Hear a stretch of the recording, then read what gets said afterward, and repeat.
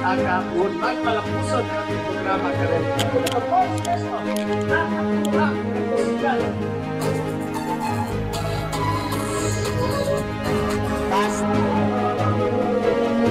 Kung nakita mo sa mga priorities sa district is habang edukasyon para sa mga kabataan.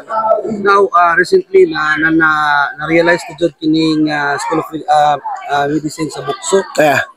Dapat ay i-push nimo o pag-allocate og budget para gid ma-sustain ang ito ang Medicine? So, yes po. College of Medicine. Sa College of Medicine, no, other than katong pagpa-approve na to sa CHED, nabot ay gi-file nga bill para balaod gid siya, dili siya maskin madali-dali o sara sa CHED. So para masiguro pod nga ang funding niya gikan sa national government magpadayon, mas may gitong madusuon ta ang iyang pagkabalaod, no? So that's one of the things sa atong gibuhat. Of course nangita pa butag additional nga pondo para sa bago nila nga building kay lisod man pud kay na College of Medicine nga walay sarili niya nga building. So kung may status sa imong gipos na It's tapos na approve na siya sa first reading sa committee level, no? Hoping lang na ma-approve siya sa appropriations. Press ano yung mga activity kung daghan kang mga partners na mga stakeholders to pagtabang sa mga especially IP school sa second district. So ipaaboton kay after ni makitan sa uban kung daghan gid mautanan. So unsay paaboton nila nabay mga same ani sa mga IP schools actually ang isa gid nga among gusto gid nga ipaano is para mawala ang distinction ba, no? Tungod kay IP school walay ingani, so dapat ato ging may pakita nga we treat everyone fairly ba, we give everyone a fair chance of getting the best education nga ila makuha. So maski mag IP school sila or dili IP school, maski maduol sa syudad or malayo, ato ging tagaan og saktong pagtagad. Timing lang pod gyud, no, nga natay stakeholder nga partner karon nga si Abuitis Power nga nihatag pud aning mga butanga. Pero para sama ra sa akong sulti ganina kani pinangayo ra pud nato, no, na aton ga-identify lang ang school nga hopefully matabangan nila and may pod kani nitubagit sila sa atong hangyo. Nadungog na to ang hanyo ganina sa kining sa teachers about sa ilang classroom sa yato. Kasi kada classroom kami nag-turnover na amo anang project na. Napami gipangayo pod from Abuitis na murag maghimo pod sila og additional classroom dili kay murag plano lagi din ni mag K to 12 sila. So 11 and 12 ang wala pa classroom. No, so pero if you see, di ba? We have to invest in education eh.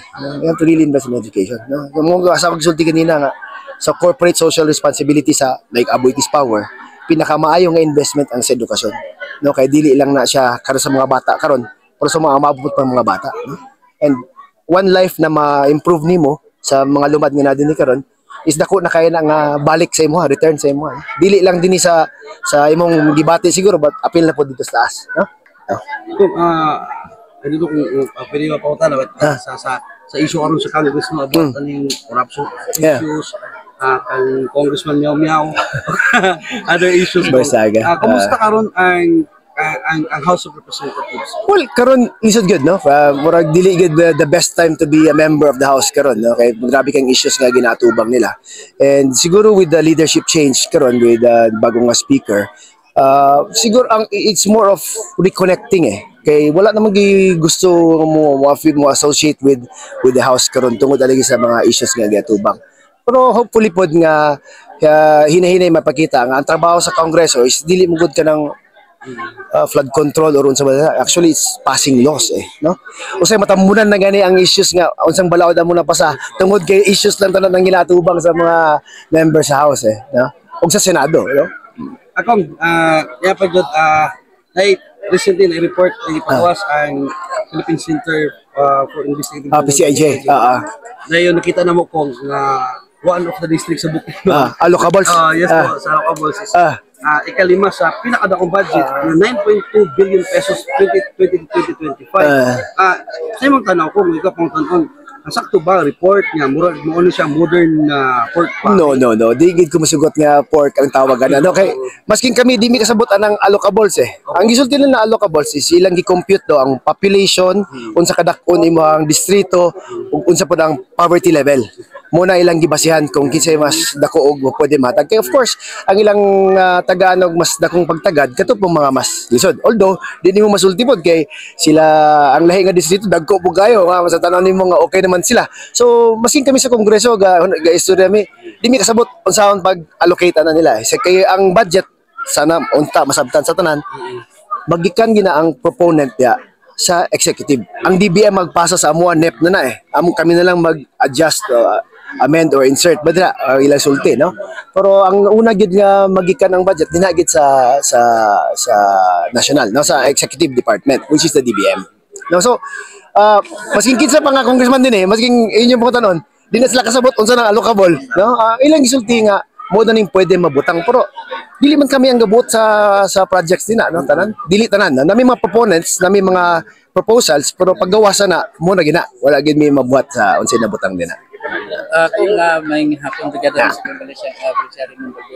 Kung kaning sa issue sa ni Congressman Barsaga, makatarunganon ba gyud nga mas suspended siya?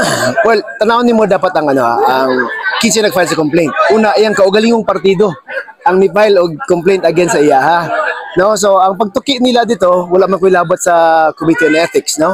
Pero ang ilahang gi-discuss daw is katong ihang mga post. Dili man sa pagbatiko sa presidente, dili, no? But aban katong uban ng mga post nga sa tanaw nila is nakapangit sa padungog, no? Isip isa ka kongresista. Mo na yung basehan, no? So dili to siya about sa pagbatiko. So, I think and everyone is free to criticize, no? Wala man ginay wala man gitay limit except kung libelous na, no? Pero ang kritisismo kung politiko ka, normal gina. You should expect it, no? Sama sa presidente siguro, he should also expect it. Pero sa akong nakita dito, ilang gi-file, ang iyang kaugalingon partido, dapat ang pangutanon siguro niyo, iyang partido, yung anong gi-filean siya. Kaya mo ba, ang NUP may nag-file og complaint sa iya? Kung kumusta ang imuhang committee nga gamitan, I know, pinaka-bugat na committee, the illegal drugs. Karon December 9, no, first na mo nga investigation in aid of legislation, no? Among tukion din na katong pagsulod sa 440 kilos of shabu din na sa Port of Manila, no. So actually akong asawa di ginto gusto nga dawaton ko ni nga committee ba kay mo lagi no, it involves kaning dangerous drugs ug dagko pod kay nga mga kaso kay kani 440 kilos ang street value nila is 2.7 billion nga nisulod nga droga. So mo na among una nga imbestigahan under sa akong komitiba sa Committee on Dangerous Drugs. Kung nabay, idunggan na lang ako, kung pwede ako, nabay hint kung kinsa naabay involved nga politician, involved na kapatay nga ship. Mo na among gusto mabawan kay nganong sa shipment ra kutob, di ba? Nganong wala man gihulat nga i-entrap to ninyo ang mukuha ana. That's why the investigation is going to be conducted. Kay ang among tang gusto to, nabawan naman ninyo nga naidrugan ni sulod. Inyo na tang gipakuha to para madakpan po ninyo ang mukuha adto ba? Or inyo gipa-deliver para mabawan niyo kung asa pod ang mo pudyot adto. No kay 440 kilos mga guys, dili na siya lalim no. That's 2.7 billion worth na droga, no?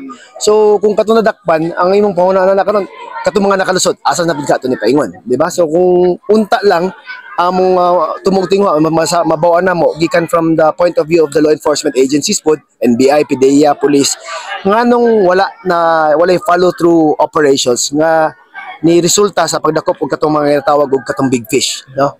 Mo gina ang atong ultimate goal unta. This is your last term as a Yeah. congressman. Say plano next call. Kana. Sa tinuod lang, no? Sa tinuod lang yun.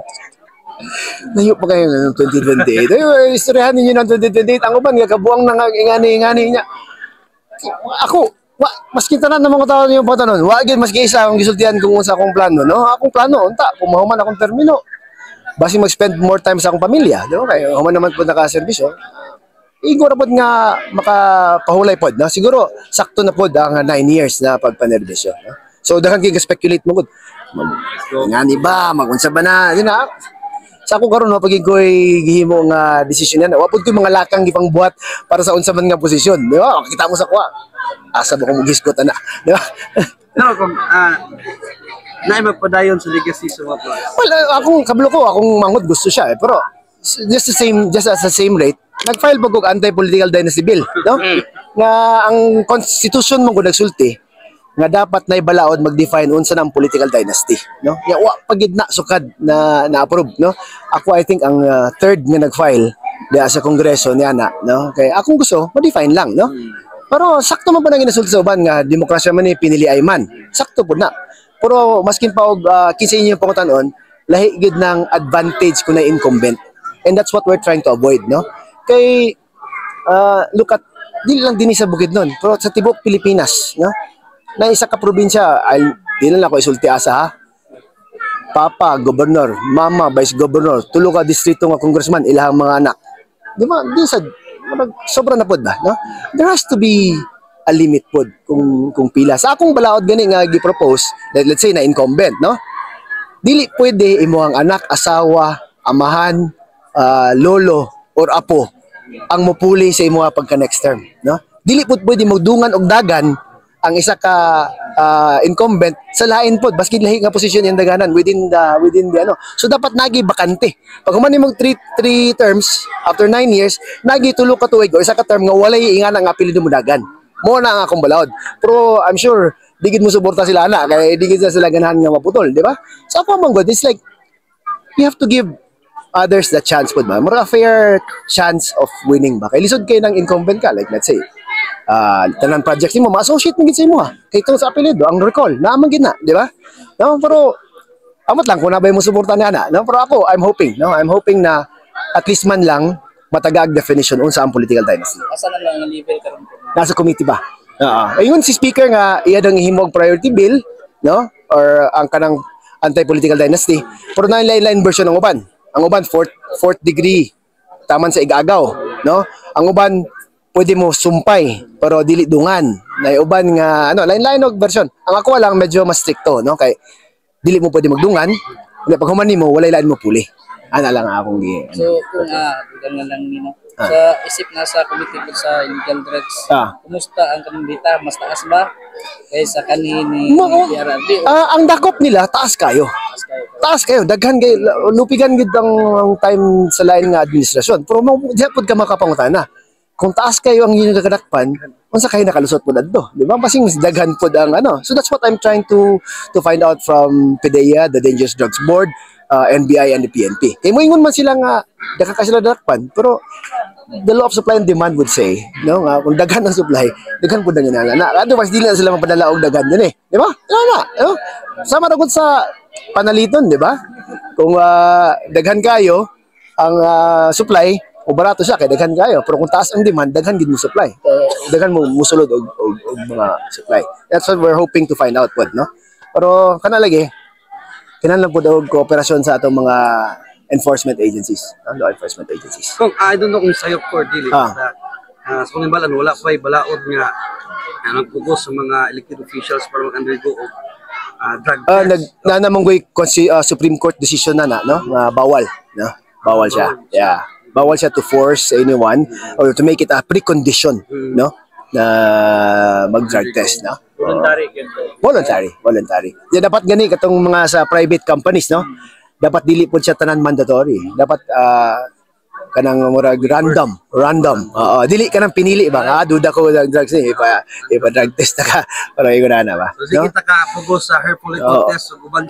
Sige ta ka pugos sa hair follicle test ug uban test. Kanang panawagan kang presidente mo gud nga mag hair follicle test siya. Mas mayon ta og kung among them, no, sila magigsuon binanatayan ang nga isyuha. Sila dapat magresolba niya. Ano kay una other than that, it being a family conflict pod, he's the president of the republic, di ba? Lain kayo nga pamilya niya ang nag-akusa. Pero wala man pod ni ako sa akong nadumduman sa speech ni Amy, wala man pod siya nagsulti nga karon ga drug siya. Lingon siya sa una katong siya yung mga limpya pa kapag parties daw, no, etc. Mas may buntag klaro pod ang yang isulti. No, kay kung yang isulti nga gahapon nagdruga na, di ba? Lahi pod na siya. Salamat ha. Thank you. Thank you.